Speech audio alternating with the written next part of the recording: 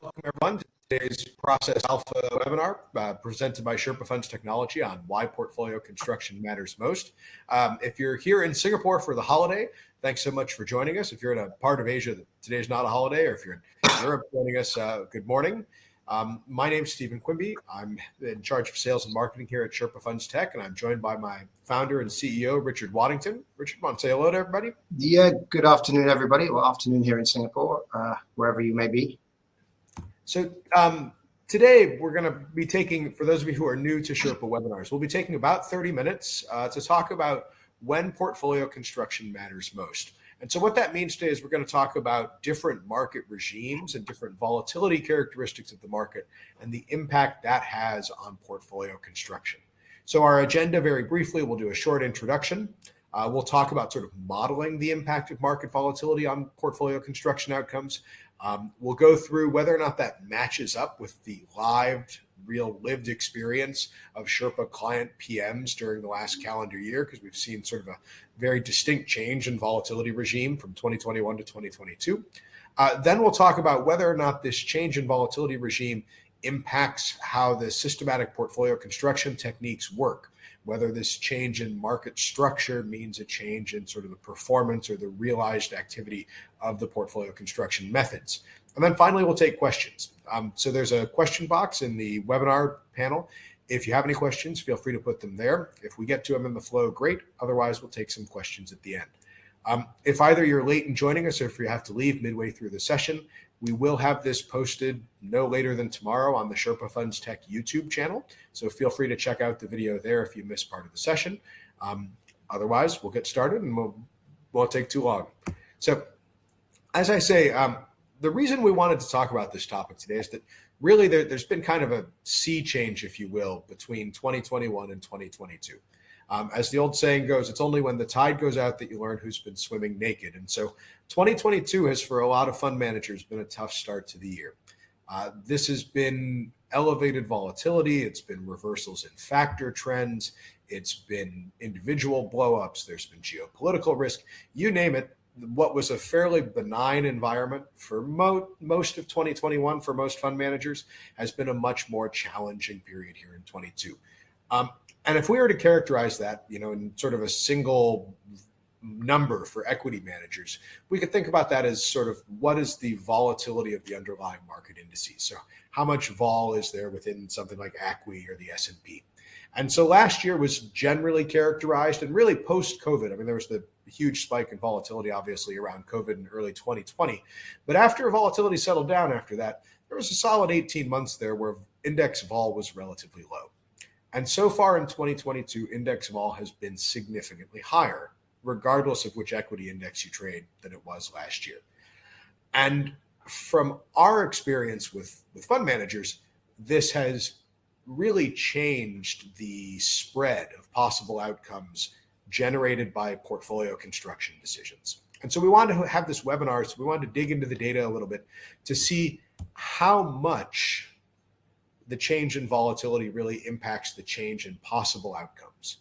I would say intuitively, everybody knows that when market vol picks up, when the market sells off, your asset selection is quite important.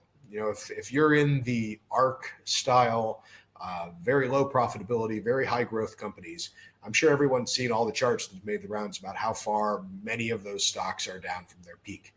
So obviously everybody knows that asset selection matters when this happens, but practically speaking, portfolio construction might matter as much or more once you have your assets. And when we talk about this pickup in vol, very few PMs necessarily have a good feel for if there's a market vol of 12 versus a market vol of 18 versus a market vol of 24, what does that really mean to my portfolio construction process? Should I be bringing in some of my limits? Should I be running sort of tighter bands? Should I be running less risk? What should I be doing in the portfolio construction after my asset selection? How should that be informed by the changing market regime? So today we've built a model that Richard's going to share with us to just sort of quantify how this impact of market volatility flows through into portfolio construction decisions. We'll look at a few live Sherpa clients, anonymized, of course, to talk about 2021 and 2022, sort of what was the change in possible outcomes as the vol changed. And then finally, we'll go through and discuss whether or not this has any significant change or impact on the effectiveness of using different systematic techniques to build your portfolio. So Richard, want to take us away? Yeah, thanks, Stephen. Thanks for that. Yeah, so I mean, a starting point might be that you might well ask is like, why are we doing this with a model rather than all accurate, portfolio data from genuine customers? And the reason we've done this with a model to start with is because it allows us to run across many different time frames, keeping a lot of things constant rather than lots of things changing. So we create this model of basically of a portfolio manager who selects assets, has a fairly consistent quantity of alpha in a fairly consistent type of portfolio, and we can run it over, I think we've done it over 4 years, to see what sort of model outputs, which we'll talk about in a little bit. After I've gone through this part, Stephen's going to take you back through how does this fit with the actual data we have from live clients, which is probably more relevant, but it's harder to interpolate between because there are many more moving parts. So having said that, the model, the portfolio we're looking at is a 45 stock benchmarked long only portfolio, very standard to the sort of clients we deal with in the large pension fund world. Positions are constrained 50 bips to 6%, and sector deviation is constrained as well. So it's a sort of a standard pension fund type of approach. And the tool we're going to use to look at this model is what we call the candidate portfolio tool. Have we got that? Yeah, there we are. Now, those of you who are regular Sherpa webinar attendees, and you're a very welcome crew, and nice to see you all back, will remember this. Candidate portfolios are a way of looking at your performance and being able to separate out the value that your asset selection has versus the value that your portfolio construction has. And so when we look at the candidate portfolio tool, we typically we plot the output as a graph like this.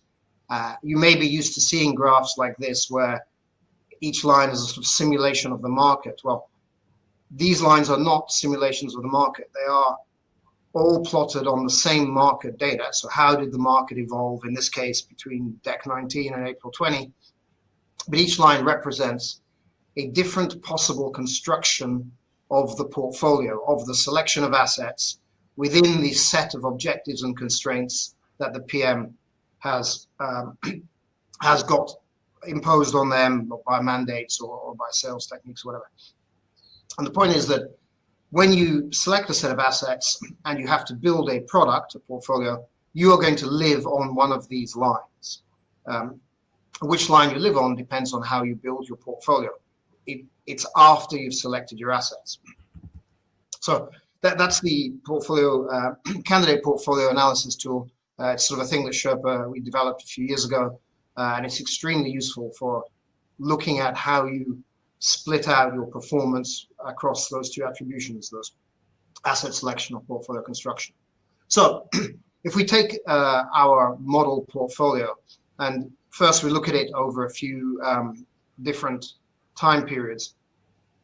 So this is actually the model portfolio, and I can't remember which period this is, March 19. So it's focusing out to June 19. Q2 of 19. So again, each line, so we get our asset selections, and then we say within the constraints we have, being benchmark constrained and being each asset can be plus, between 50 and 600 over the benchmark, what are all the possible portfolios we could build? And then we calculate what those could be and plot each one of them. And what typically we find as a gross generalization, but a very true one, typically we find that the spread of possible results is actually quite a lot wider than intuitively a PM would think. So it's very normal. A PM would go, yeah, I reckon, my asset selection is worth this. And yeah, and if I get the portfolio right or wrong, it could tweak it by 50 bips or something. The actual spread can be much, much wider than that. Now, when you build these candidate portfolios, you end up with some candidates that aren't realistic. I mean, it is sort of within the theoretical constraints that the PM is running, but there's no way they would ever do it. You know, all stocks beginning with an A are at 600 basis points, and all stocks beginning with an M are, you know, so something that just is not real in any sense. So typically when we do this, we say, okay, let's grad all of them, and then let's just look at a spread somewhere between, you know, the 10th and the 90th percentile, or whatever it happens to be. And so in this case, we can say, okay, let's take one of these portfolios, one construction, that's the dotted orange line. It happens to be the one that comes in the 10th percentile of returns, and its final return is, what do we say, 240 in this case. If we look at the 90th percentile, we can see where that is. That's 540. So if we just kind of think about that for a second, we're saying that the portfolio itself returned around about, well, the average portfolio, the mean or the median, it's about the same, is around about 4%. But there's about a 1.5% spread on the actual result you could have. And one way of interpreting that is you could say that the alpha in the asset selection is 4%, and the possible range of outcomes is plus or minus 1.5 on that. Who've got 90th, 10th at 3%, right? The spread. So the alpha is 4, and the width of the spread is 3.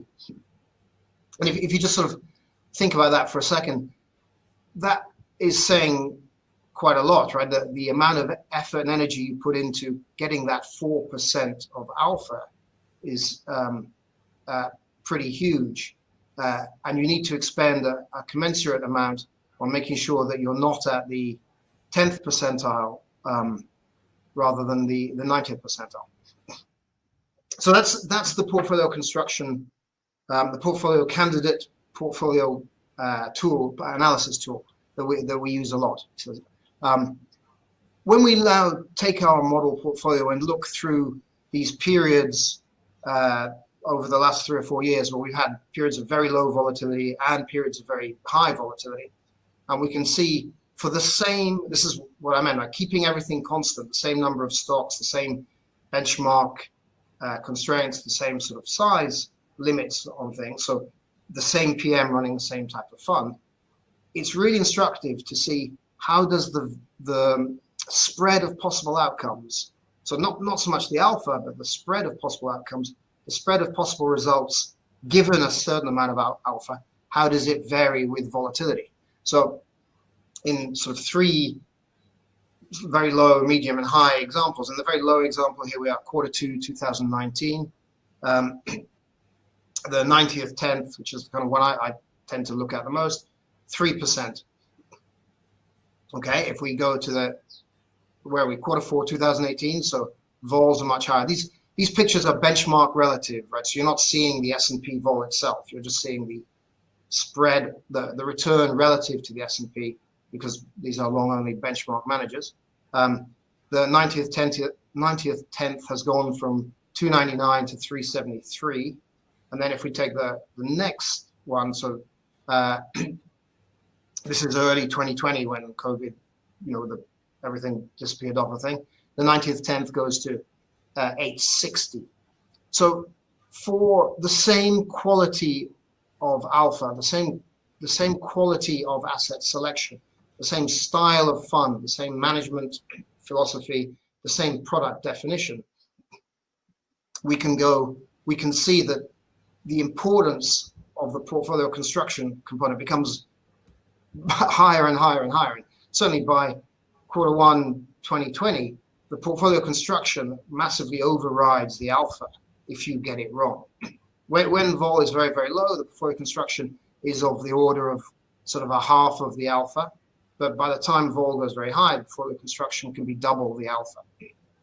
And so there's a sort of, you know, heuristic rule of thumb you can ask yourself. If you are a typically performing manager and doing a very good job on your asset selection, the amount of influence that your portfolio construction can have on your end result varies between a half of your alpha and double your alpha, depending on where you are in the kind of volatility world. And I think we did a picture, that's right, where we plotted, again, using the same model, same portfolio being very consistent in how it's built and what it is, across, I think, 48 time periods.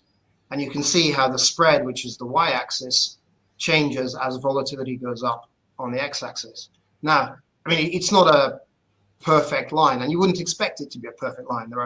This portfolio is itself a 45-dimensional beast with all kinds of stuff going on in it. But the signal is very, very clear. You can be very confident that as the S&P volatility goes from, round about and this is realized vol, not implied vol, the actual vol you experience during that period, as it goes from 10% to 30%, the spread of results in this type of benchmark portfolio is going to go from being to 150, 200 basis points to 350, 400 basis points. And if the quantity of your alpha isn't changing, which generally, typically it isn't in our experience, this means that the impact of that spread on your realized returns, on the thing that your investors are getting, the thing that appears in the Morningstar ratings, et cetera, is becoming more and more important. Portfolio construction becomes much, much more important. I think that's that. I'm going to conclude there with the model stuff. And the interesting part for us at Sherpas, of course, we have a lot of client data. We don't use it particularly in broadcasting, but we have a lot of client data. And taking a few examples, I think Stephen's going to take you through how does that actually turn out with these clients. And that's really what inspired this session. Thanks for walking us through the model, Richard, because I think the model ties together, number one, why this makes sort of sense that it's the case and that holds true over different regimes over the last number of years. And you could back test it further, but again, holding all things equal, the model makes it fairly clear that the intuition that portfolio construction matters more in higher vol is broadly correct, but it's hard to quantify and it's a bigger gap than you expect. And those are the things that we want to highlight there. It matters more than you expect. It's hard to quantify. And if you think that we are in a period where the market is going to continue to experience heightened volatility, then this all probably matters more than you're initially thinking. And so the reason we wanted to ask this question in the first place is because we work with a lot of different fund managers, and we saw these spreads expand or even blow out well beyond what we sort of were used to in the first quarter of this year. So in the first quarter of this year, a lot of managers that we work with that generally speaking run very tight ships. They don't have huge spreads. They're very constrained. They have a long-only portfolio. Their spreads increased really notably. And so we're going to take two such examples. And so one of them we're going to look at with the S&P and look at with sort of U.S. equity vol. The other is mostly European focused. And so we're going to look at the stock 600 equity vol. And so if we think about the last year, the last 4 quarters and divide it, Q2, 21, Q3, Q4, Q1, 2022, Q2 and Q3 in both markets were very much low vol regimes, right? So about 11% in the US, about 14 in Europe. In Q4, 21, vol in the US started to pick up a little bit, but still not terribly high. It started to change. Vol in Europe was about the same. And then in 2022, to start the year, vol really increased dramatically in both places. So example number one, this is a low risk benchmark mega cap long only, runs more than $1 billion. It's about 70 stocks. 75% of the fund's assets are in US names. And the main goal of this fund is to beat the benchmark on very low tracking error. And so let's look at how in this really sort of highly constrained low risk type fund, the impact of the S&P vol changing from Q2 2021 to Q1 2022 impacts the spread of possible candidate outcomes. So Q1 2021, as we said, low vol. Spreads are quite low. Richard said he likes to look at the 90th to the 10th. Honestly, a lot of the clients I work with think more about the 75th to the 25th because it's sort of the fatter part of the distribution. One thing you definitely will see in a lot of these candidate portfolio graphs as you start to look at them with us are outliers. Obviously, like Richard said, they're unrealistic portfolios. They're portfolios that, they just get every stock right and they're on the max, or they just get every stock wrong on the max. So, the 90th, 10th cuts out the really egregious outliers. The 75th, 25th is sort of the internal fat part of the distribution, if you will. And so here, if we look at those two spreads, 36 basis points and 87 basis points. If we roll forward a quarter, Q3, again, vol's basically the same. Vol's still quite low, and the spreads are quite similar. And so you'll see here, this is a live example. So you'll see that the alpha and the shape of the returns here is actually quite different. In Q1, PM didn't do great, but broadly speaking, they did well and then gave a lot of it back. In Q3 here was generally a good quarter for this PM. And so the spreads here, 33 basis points and 75 basis points. There's no meaningful difference between this and what we saw in Q2. Now in Q4, the vols picked up a little bit. So we've gone from maybe 10.5%, 11% to 13.5%, 14%. And the spreads have picked up a little bit. So the spreads have gone from 35 to 40 basis points up to 50 basis points on the 75th to 25th. And they've gone from 85 plus or minus 75 to 85 up to 100 basis points on the 90th to the 10th. So this is, that's a meaningful difference still. That's a 25% increase on both of those metrics. So that's sort of a real impact. Now, if we move forward one quarter to Q1, gone the wrong way. If we move forward to Q1, we can see as vol picks up further, those spreads continue to expand.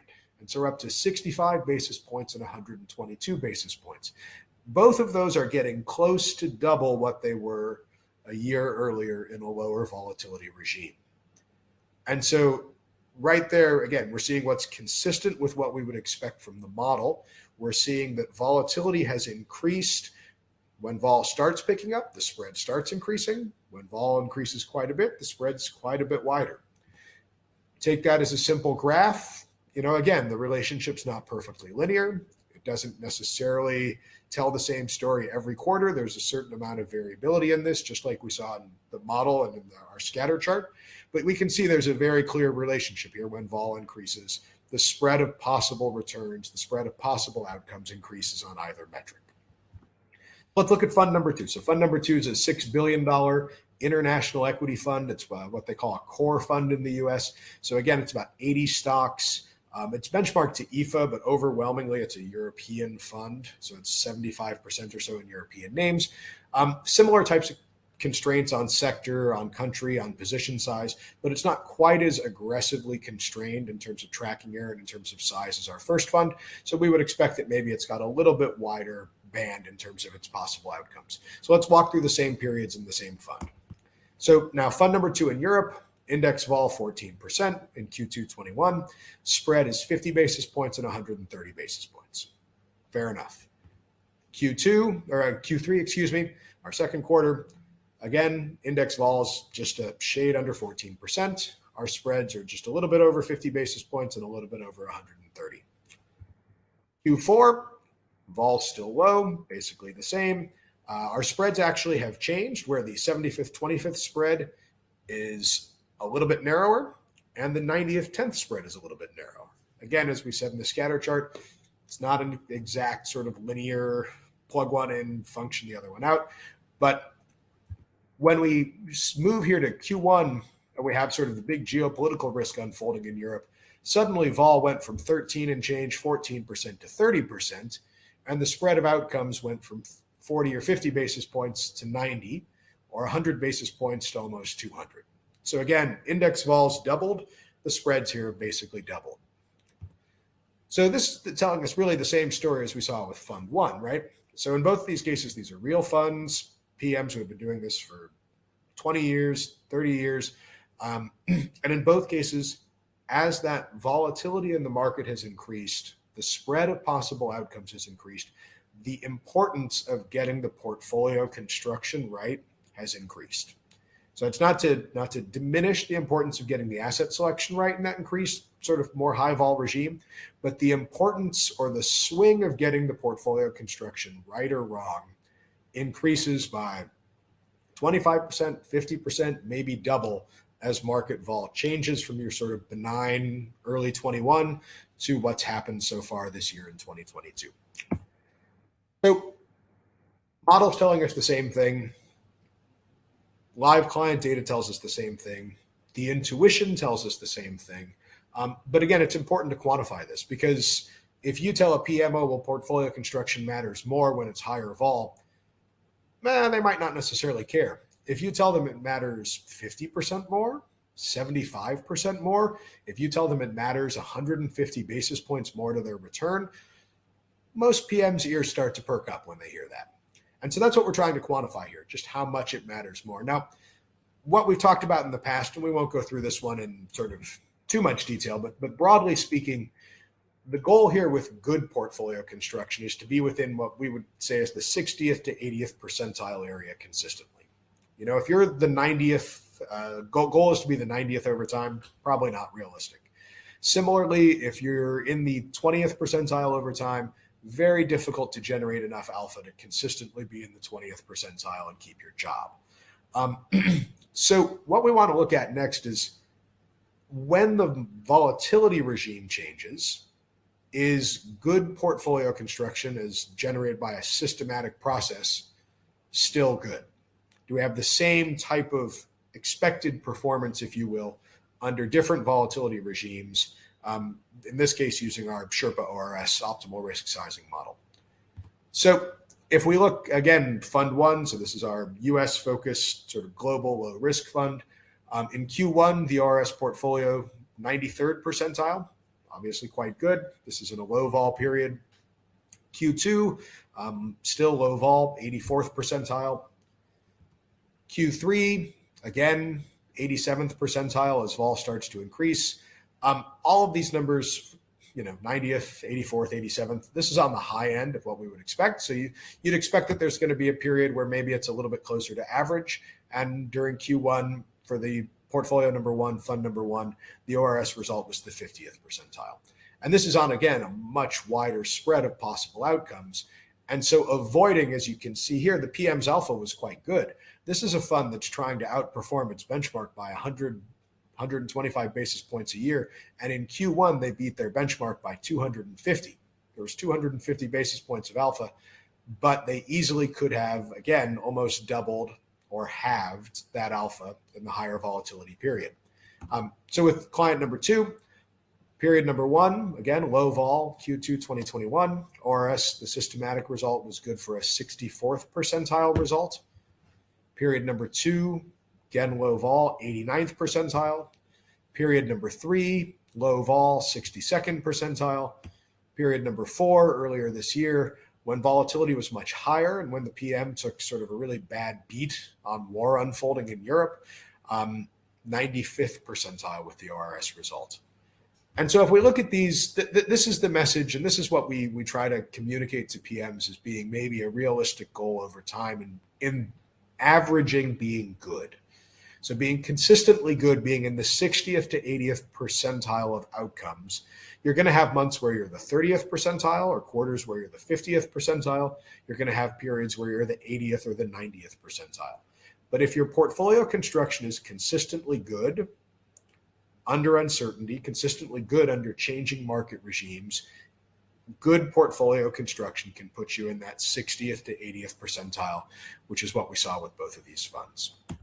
So again, to summarize the points that I think we want to try to bring home here, this candidate portfolio is a tool that we can use to help you quantify the impact of different market regimes or of different situations, different scenarios, if you will, on what your portfolio could do.